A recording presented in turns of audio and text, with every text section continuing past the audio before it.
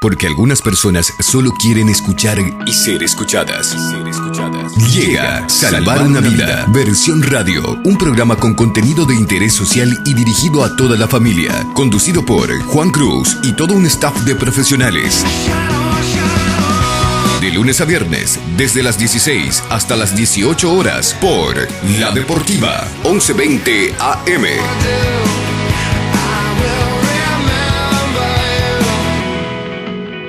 Baja tu aplicación desde Play Store y sintonizanos desde cualquier smartphone en todo el mundo. Queremos hablar con la doctora Pili. Doctora Pili, buenas tardes. Muy buenas tardes, Juan. ¿Cómo estás? Bueno, gracias por atendernos, doctora. Usted es jueza de la niñez y adolescencia, ¿verdad? Sí, de la ciudad de Luque. De la ciudad de Luque, muy bien.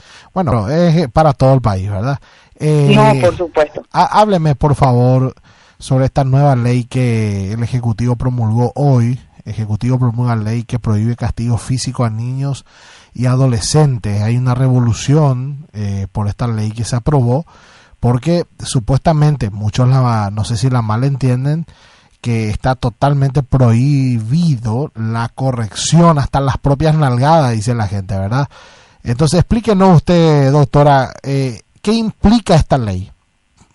Bueno, la ley que fue promulgada por el Ejecutivo, que es la ley 56/59, sí. Básicamente no es una ley de contenido penal, o sea, por eso hay que aclarar que es una ley que se hace en el marco, ¿verdad?, de lo que establece la Convención de los Derechos del Niño, ya que es una convención del año 89, que fue, digamos, aprobada y ratificada por el Estado paraguayo por ley número 57/90. Entonces, en el marco de digamos, el cumplimiento de la Convención de los Derechos del Niño, es que se promulga esta ley que básicamente habla y tiene, o sea, sabíamos de un comienzo que los malos tratos, ¿verdad?, o cualquier situación, ¿verdad?, que vulnere la integridad física, psíquica y emocional de un niño, digamos, es una situación incorrecta. Lo que hace esta ley, aparte de, digamos, definir, digamos, más puntualmente qué implica el buen trato, qué implica el castigo físico, habla también de pautas de crianza, digamos, positiva, a fin de cambiar un poco todo un sistema o un paradigma que por tiempos, digamos, remotos se viene implementando en relación a la crianza de los hijos, ¿verdad? Y lo principal de esta ley es, digamos, promocionar el respeto principalmente de los derechos del niño a tener un buen trato, a que sea protegido en su integridad física, psíquica y emocional, e instar principalmente a todas las autoridades que tengan principalmente relación con el cuidado y la crianza de niños, como el Ministerio de Educación y el Ministerio de Salud, a, digamos, fomentar o implementar protocolos dentro de su actuar diario para justamente evitar cualquier tipo de circunstancias, ¿verdad?, que altere en lo mínimo la integridad total de un niño, niña o adolescente. Entiendo, o sea, usted dijo al comenzar que esto no es penal, ¿verdad? ¿No es penal? No, esta ley no es, digamos, no genera, digamos, un hecho punible, ¿verdad?, y establece una pena. Sabemos que una tipificación penal tiene que estar en la ley penal, que establece la conducta, ¿verdad?, que al ser incumplida genera un tipo de sanción.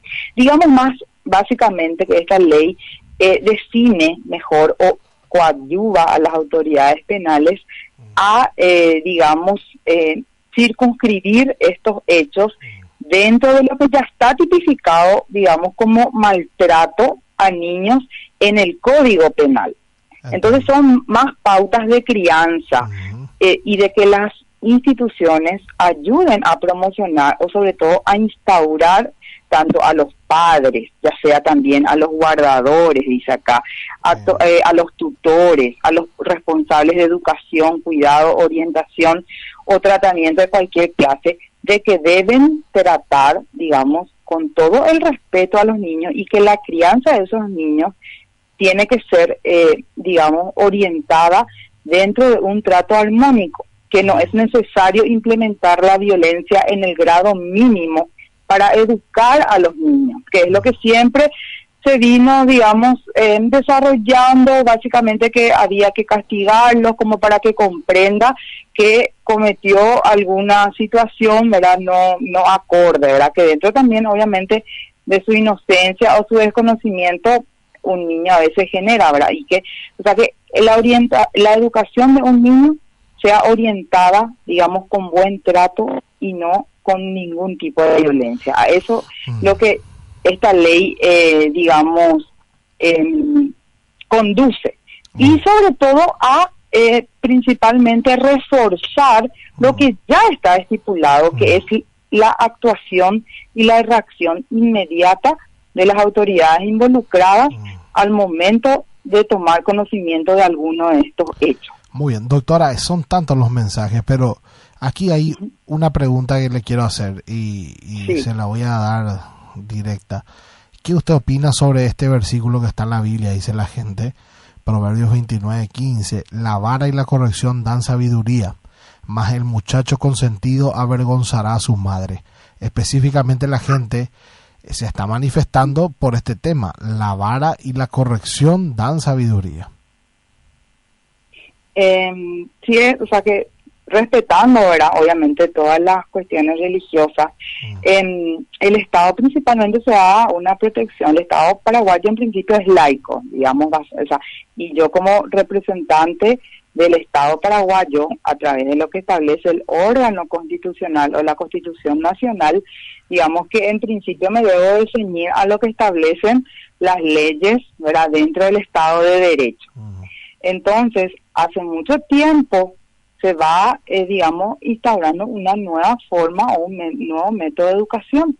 Sabemos que la violencia, o sea, es una situación que genera a la larga más violencia, o sea, no, digamos, a lo mejor en el momento o en algún tipo de circunstancia se entendió eso de alguna forma, pero con el paso del tiempo, el ser humano que ha sido tratado con una situación no, digamos, armónica, desarrolla cierto tipo de conducta parecida a la que recibió a lo largo. O sea, eso es una cuestión, digamos, psicológica y científicamente comprobada. Entiendo, muy bien. Aquí hay un montón de preguntas, si no vamos a pasar la tarde hablando de eso, pero entiendo, sí. O sea, esto es prácticamente, según su explicación, es una ley de protección para poner las normas, ¿verdad? Pero no es penal. O sea, un padre que en este momento, te quiero poner los dos casos, ponerle que un vecino ve que un padre abusa con cable, le pega, le maltrata al hijo, se va a hacer la denuncia. ¿Cómo recibe usted, jueza, esta denuncia? Y bueno, por eso, justamente acá, en esta ley, de hecho, esos mecanismos ya existen, ¿verdad? Solamente pues esta ley lo que hace, ante la gran cantidad de hechos de maltrato que se está teniendo conocimiento día a día, digamos, de reforzar, digamos, el cumplimiento, porque nosotros como órgano jurisdiccional especializado venimos realizando esto día a día. Entonces habla principalmente de que cualquier persona tiene que comunicar a la policía o a la CODENI, que son las instituciones de protección de los derechos del niño que se entiende que fueron creadas por el Código de la Niñez y la Adolescencia, que están más próximas en las comunidades y que pueden tener conocimiento y le dan, digamos, ciertas atribuciones para actuar en ese momento. Entonces, al tomar conocimiento la policía o la CODENI, tiene que haber todo un sistema integrado de comunicación inmediata y le comunica al defensor de la niñez, que le da un papel también preponderante a más de lo que ya establece el Código de la Niñez y la Adolescencia, y el defensor solicita urgente la aplicación de las medidas cautelares a ese niño, digamos, pidiendo al juzgado competente. Pero a veces cuando uno comenta todo eso, dice, bueno, ¿cuánto tiempo puede llegar a pasar para que se aplique una medida cuando la situación amerita una circunstancia de urgencia o en un fin de semana o a altas horas de la noche?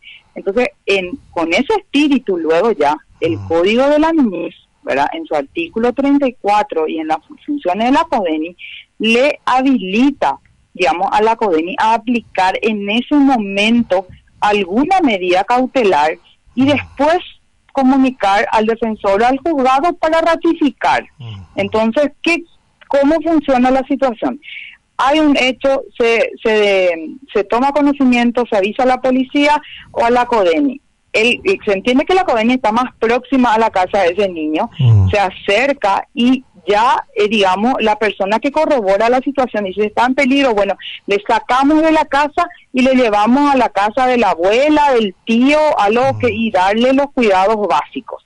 Entonces ya actúa en ese momento y posteriormente en ese lapso ya hay comunicaciones al defensor de la niñez, al fiscal de la niñez, ¿verdad?, que le solicitan al juez que esas medidas se ratifiquen, ¿verdad? ¿Qué quiere decir ratificar? Bueno, que siga en guarda como una medida cautelar, pero mientras al mismo tiempo ya el defensor, como representante del niño, tiene que ir a un juicio más principal. ¿Qué quiere decir? Ya le habilita esa situación de maltrato, una vez comprobada, que el padre o la madre pueda suspenderse o perder la patria potestad en relación a ese niño. Esa es la aplicación, o sea que no es un buen padre, ¿verdad? Entonces, por ejemplo, si son padres separados, la mamá puede perder la convivencia de ese niño porque lo maltrató. O en todo caso, pierde la patria potestad, o sea, más o menos deja de ser su padre y que se encargue ya o entra en estado de adopción o entra bajo tutela de algún familiar, digamos, cercano. Entiendo, doctora Pili, gracias por hablar de este tema. Ahora, la otra vez hablando con la gente de la Secretaría de la Niñez y hace 2 días hablamos con la gente de la CODENI, justamente por un tema que no tiene nada que ver con esto, es el tema de los niños de menores de edad, 12, 13 años, que trabajan en las calles siendo explotados por sus propios padres que están sentados a un cordón de enfrente hasta las 10 de la noche, ¿verdad? Yo tengo un montón de casos, inclusive se lo conté al aire a la gente de la Secretaría de la Niñez, pero ellos dicen que ellos no tienen nada que hacer, ¿verdad? No tienen mucho que hacer, que se tiene que hacer la denuncia y justamente nos hablaban de que eso le corresponde a ustedes como jueces, dictar una orden para sacar a los niños de la calle. ¿Es correcto eso? ¿Cómo se puede hacer, doctora? Claro, justamente a lo que estoy volviendo a lo que le estaba explicando, ¿verdad? Tienen que agotarse los conductos legales, pero no es que, por ejemplo, por eso hay que difundir más, digamos, las funciones de los órganos especializados. El juez emite alguna orden o decreta alguna medida cautelar o, digamos, sigue un proceso principal instaurado ante el juzgado, pero el representante del niño, el que promueve sus derechos, el que activa un proceso judicial de la niñez y la adolescencia ante el juez, es el defensor de la niñez. Entonces, estos niños, con la situación que se encuentran, obviamente es un maltrato, o sea, porque están siendo vulnerados en sus derechos básicos, o sea, están, en vez de estar en la escuela, están en la calle. Eso ya es un derecho básico, digamos, fundamental. Y la gente entiende esto como una golpiza nada más. O sea, eso que está ocurriendo en la calle también va dentro de esta ley. Por supuesto. Entonces, eso motiva a que el defensor del niño, al tener conocimiento, dice al juzgado, señora jueza, le solicito aplicar una medida cautelar de protección porque este niño está siendo explotado por sus padres. Ahora, pero ¿quién tiene que aplicar una medida ahora mientras se prepara, perdón que te interrumpa, un procedimiento general, porque yo voy a solicitar la pérdida de la patria potestad de sus padres, porque ellos evidentemente no están aptos para cuidarle porque ya al momento no están ejerciendo como se debe la responsabilidad inherente por el hecho de ser padre. Entonces se aplica, o sea, se ve la situación, también se habla con el niño cuáles son las necesidades básicas en ese momento, entonces se ve si tiene otro familiar, ¿verdad?, que se pueda hacer cargo de él y que se encargue de que se cumplan sus derechos básicos. Si no hay otro familiar, se busca una familia acogedora, y si esas situaciones no existen ninguna de las dos, se ve como en última instancia o en última ratio la institucionalización, digamos, en un hogar abrigo. Entiendo. Bueno, doctora, el tema de la adopción de niños, ¿es complicado, es fácil, está ya más adelantado? Creo que la gente tiene miedo al tema de la adopción, pero es una herramienta. Yo personalmente digo, es mejor la adopción, entregar en adopción, que abortar. Toda la vida, claro, por supuesto, nosotros defendemos el derecho a la vida que está establecido en el artículo 4 de la Constitución Nacional.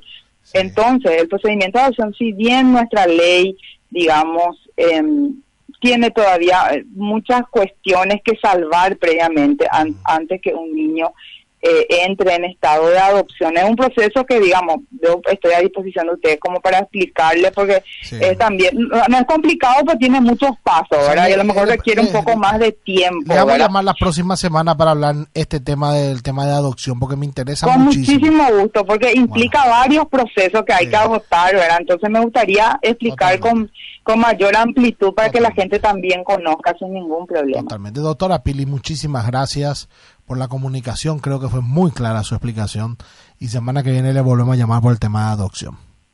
No, yo valoro el espacio como le digo, para seguir difundiendo y promoviendo, porque sí, como yo digo, el derecho que no se conoce es un derecho que no se ejerce. Totalmente. Yo creo que en esa parte nomás es que estamos un poco, no sé si flojito, pero debemos de insistir más en promocionar y dar a conocer. Como siempre, la educación es la herramienta que nos va a sacar a flote de muchos problemas y nos va a ayudar a desarrollarnos y sobre todo a proteger la vida y los derechos de nuestros niños, niñas y adolescentes. Muchísimas gracias. Gracias, doctora, muchas gracias.